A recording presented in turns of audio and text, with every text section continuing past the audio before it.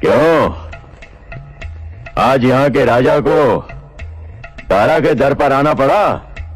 दारा, मेरी और तुम्हारी कोई दुश्मनी नहीं है।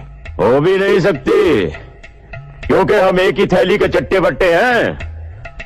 हम बुरे बनकर आतंक फैलाते हैं और तुम लोग सफेद कपड़े पहनकर आतंक फैलाते हो।